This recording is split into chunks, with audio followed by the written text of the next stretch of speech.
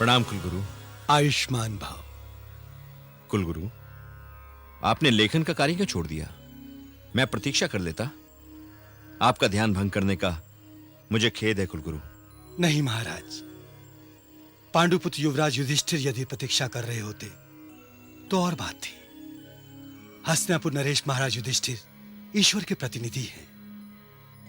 मैं शिक्षक होकर, गुरु होकर यदि नीति का पालन नहीं करूंगा तो शिष्यों में मेरा सारा मान सम्मान समाप्त हो जाएगा महाराज। कुलगुरु, परंतु युवराज युधिष्ठिर और महाराज युधिष्ठिर तो एक ही व्यक्ति है।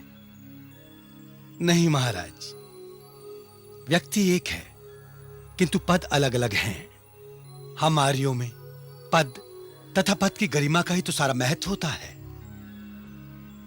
कहिए राजन, कैसे कष्ट किया? गांधार से एक शुभ समाचार आया है कुलगुरु। गांधार से शुभ समाचार?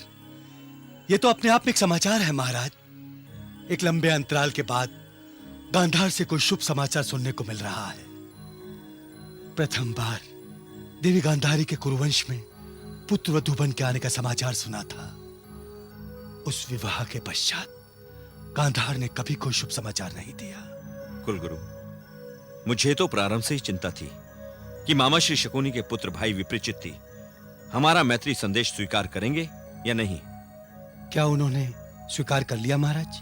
कुलगुरु, पहले तो विप्रचित्ति ने अश्व को पकड़ लिया और फिर अनुज भीम को बंदी बनाकर उन्होंने तो युद्ध की पृष्ठभूमि ही तैयार कर दी थी। परंतु बड़ी मां के समय अनुसार पहुंच जाने पर उन्होंने अपना निर्णय बदल दिया। कुलगुरु, अब जाकर सारा परिवार एक हुआ है। फिर भी मुझे एक प्रश्न तो सता ही रहा है कुलगुरु, न जाने क्यों। कैसा प्रश्न महाराज? कुलगुरु, गांधार नरेश भाई विप्रचित्ति में स्वर्गीय मामा श्री शकुनी वाले सारे गुण हैं।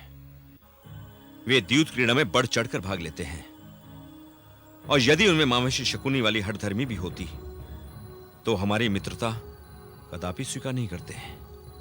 आपने सत्य कहा राजन। उसके एकमात्र गुण का कारण है उसकी माता शकुनी पत्नी चारुलता एक विदुषी महिला है। राजन, संसार का सबसे बड़ा तथा प्रथम विद्यालय होता है उसकी माता की गोद। इसे आप संस्कार की संज्ञा भी दे सकते हैं। जानते हैं राजन, स्वर्गीय शकुनी का सबसे बड़ा दोष क्या था? क्या दोष था कुलगुरु? उसका सबसे बड़ा दोष था राजन उसकी अज्ञानता। वो कुलवधु गांधारी का भाई था किंतु वो अपने आप को अपनी बहन का भाग्य विधाता समझ बैठा था। अपने चारों ओर उसने एक भ्रम का संसार बना रखा था। अपनी बहन गांधारी का एक नेत्रहीन व्यक्ति के साथ विवाह होने का प्रतिशोध वो समस्त संसार से लेना चाहता था। इसके लिए उसने समस्त नीतियों को ताक पर रख दिया। राजन, नीति कहती है कि ससुर के घर जामाता और बहन के घर भाई कुत्ते के समान होता है। यह एक भाई के लिए डूब मरने जैसी बात है।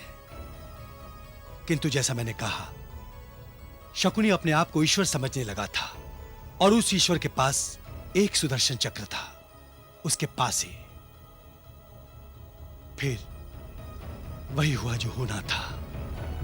राजन, कार्य यदि सही हो तो उसका परिणाम भी सही होता है, किंतु जब कार्य ही सही ना हो तो शकुनी जैसे लोग वंश का वंश उजाड़ देते हैं। जिस बहन गांधारी का वंश शकुनी ने उजाड़ दिया, उसी बहन गांधारी ने गांधार जाकर शकुनी के वंश की रक्षा की। वरन आज आप शकुनी पुत्र की मृत्यु का समाचार लेकर आए होते। कुलगुरु, कदाचित इसीलिए आपने कुछ देर पहले मुझे पद और पद की गरिमा की बात बताई।